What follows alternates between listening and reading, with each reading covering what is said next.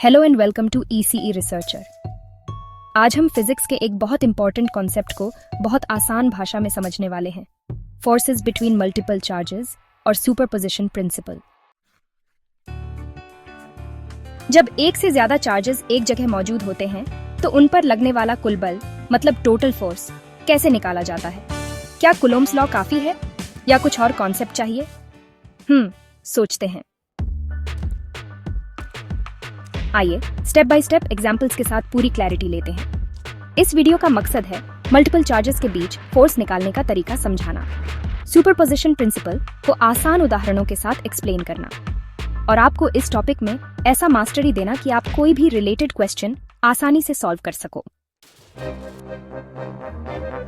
सबसे पहले याद करो, जब सिर्फ दो चार्जेस होते हैं तो उन पर लगने वाला बल कूलम्ब्स लॉ से निकाल सकते हैं। Formula F = sin 1 divided by 4 pi epsilon 0 multiplied by Q1 Q2 upon R square। लेकिन अब सवाल है, जब 3, 4 या बहुत सारे चार्जेस हों तो कूलम्ब्स लॉ अकेला काम नहीं करेगा। हमें चाहिए सुपरपोजिशन प्रिंसिपल। सुपरपोजिशन प्रिंसिपल कहता है किसी एक चार्ज पर लगने वाला कुल बल बराबर होता है हर दूसरे चार्ज से लगने वाले बलों के वेक्टर सम के। मतलब एक एक कर सबके फोर्सेस निकालो, फिर उन सब फोर्सेस को ऐड करो डायरेक्शन के साथ, जैसे वेक्टर्स को जोड़ते हैं। मान लो 3 चार्जेस हैं, Q1, Q2 और Q3। हमें निकालना है Q1 पर टोटल फोर्स। सबसे पहले निकालो force on Q1 due to Q2, जिसे हम F12 कहेंगे। फिर निकालो force on Q1 due to Q3 यानी F13। अब total force on Q1 F1 = F12 + F13। याद रखो, ये सिंपल एडिशन नहीं है बल्कि वेक्टर एडिशन है, यानी डायरेक्शन का भी ध्यान रखना पड़ेगा।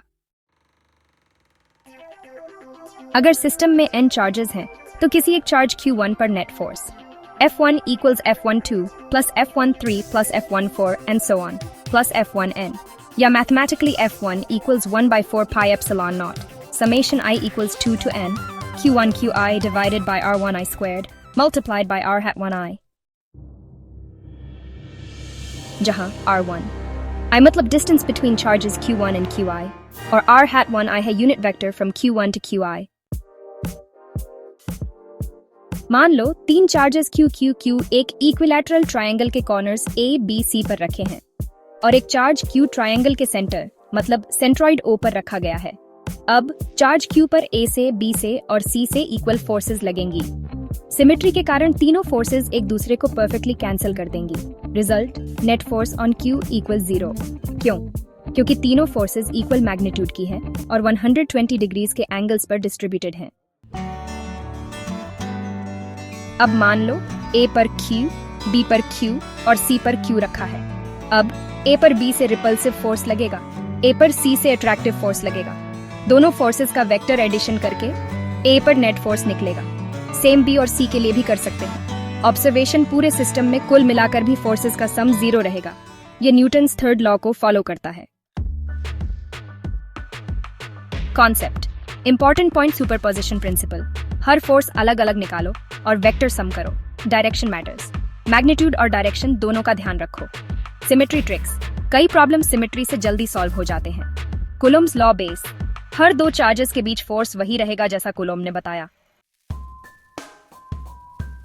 सपोज 4 चार्जेस एक स्क्वायर के 4 कॉर्नर्स पर रखे हैं, तो अगर सेंटर पर एक और चार्ज रखा जाए, क्या उस पर नेट फोर्स 0 होगा? सोचिए और कमेंट में जवाब दीजिए। तो दोस्तों, आज आपने जाना कि कैसे मल्टीपल चार्जेस के बीच फोर्सेस कैलकुलेट करते हैं, कैसे सुपरपोजिशन प्रिंसिपल काम करता है और कैसे सिमेट्री का फायदा उठाकर हम जल्दी आंसर्स निकाल सकते हैं। अगर आपको यह वीडियो अच्छा लगा हो तो लाइक करो, कमेंट करो और अपने दोस्तों के साथ जरूर शेयर करो। और ECE रिसर्चर को सब्सक्राइब करना मत भूलो, ताकि एजुकेशन को रिसर्च की तरह इंटरेस्टिंग तरीके से सीखते रहे। ECE रिसर्चर, जहां सीखना होता है रिसर्च की तरह एक्साइटिंग।